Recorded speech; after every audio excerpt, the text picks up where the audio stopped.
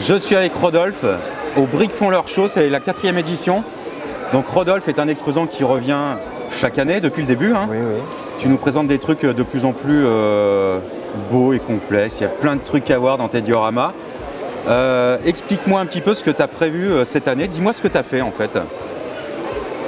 Alors, moi j'ai plusieurs dioramas prêts à être exposés. Maintenant, ça fait pas mal d'années que j'expose. Ouais. Et en gardant toujours la possibilité que ça soit modulaire pour réutiliser les éléments d'un diorama à un autre.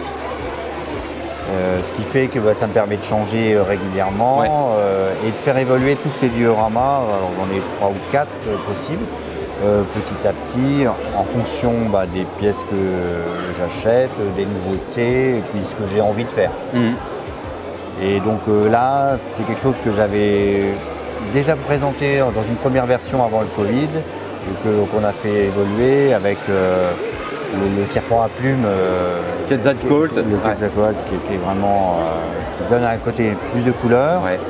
La pyramide qui avait été faite d'une première version très propre, très lisse, alors là avec la végétation pour faire plus le côté ruine. Et puis des nouveaux arbres parce que donc, tu me disais hier, tu as fait une espèce de forêt amazonienne. Oui. Donc dans le diorama, il y a beaucoup de choses à voir. Hein. C'est aussi plein de petites scénettes. Il y a Titi et Gros-Minet qui sont en train de se bastonner. Hein. Voilà. Il y a le côté sérieux du créateur avec le thème, l'Amérique du Sud, les pyramides. Et puis on rajoute toujours des petits trucs marrants pour attirer l'œil des enfants. Et pousser les gens à chercher le détail. Les gens à chercher. Et c'est vrai que ça marche toujours très bien. On a les petits enfants qui nous disent « Ah, ça c'est le personnage Ninjago qui s'appelle machin ». Qui sont très, c'est ce que je disais hier, quand je fais les annonces au micro, je pousse les gens à vraiment aller chercher les détails, parce qu'en fait on a beaucoup d'exposants qui mettent plein de petites scénettes planquées, voilà. Il y a des trucs vraiment marrants. Ouais. Là on a un C36PO qui est sur une moto, il faut aller le chercher, voilà. Et qui est incongru, qui n'a normalement rien à faire ici. C'est ça. Est-ce que tu as une pièce dédiée chez toi? Alors non, il y a... comment tu prépares tes dioramas? C'est-à-dire, est-ce que tu as une pièce dédiée qui permet ça? Est-ce que tu fais ça dans ton garage? Parce que tu me dis, j'ai des dioramas qui sont prêts. Donc, tu te mets où pour faire ça? Alors, dans mon garage, au début, quand j'ai commencé, je m'étais fait une grande table pour présenter, à la base, c'est des trains. Alors maintenant, elle est trop petite. Donc à la maison, je prépare des parties de diorama que je sais comment je vais faire évoluer. Tu as l'habitude, donc en fait tu visualises déjà où tu veux aller et tu sais qu'en marchant par tronçon, tu vas pouvoir moduler. Et, voilà. Et donc il n'y a pratiquement rien de présenté à l'année chez moi. D'accord. Par contre, dans le sous-sol, il y en a une espèce de bureau où il y a tout un stock de pièces détachées avec triées par couleur, par forme. Qui me permettent de préparer ces choses. Est-ce que tu as acheté ton dévolu sur un set qui sortirait dans les mois qui viennent ou sur un truc qui est sorti récemment ou pas du tout? Alors pas du tout.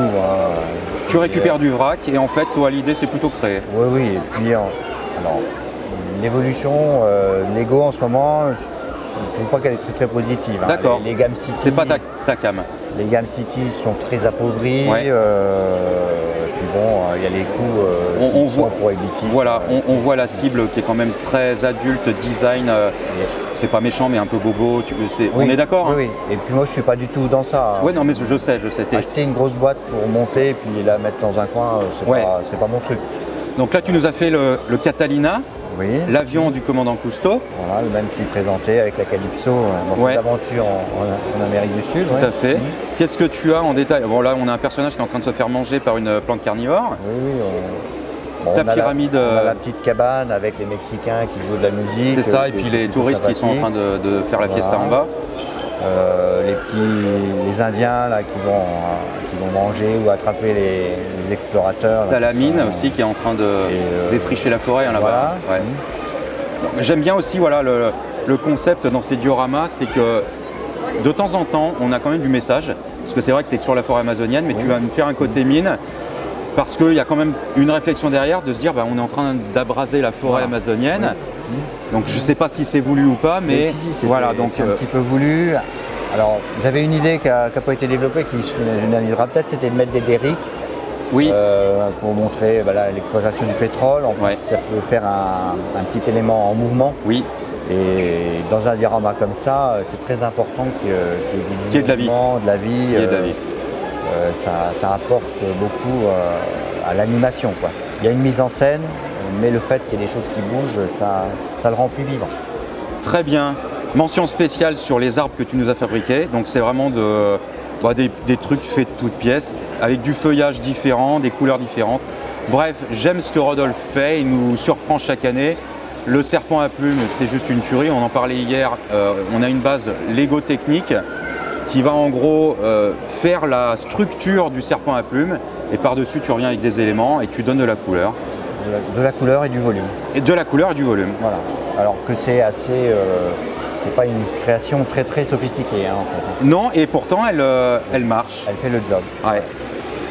Merci Rodolphe, merci d'être là chaque année, c'est toujours un plaisir de t'accueillir, c'est top. Une belle manifestation, dans une bonne ambiance. Bon, il fait ça parce qu'il est devant la caméra.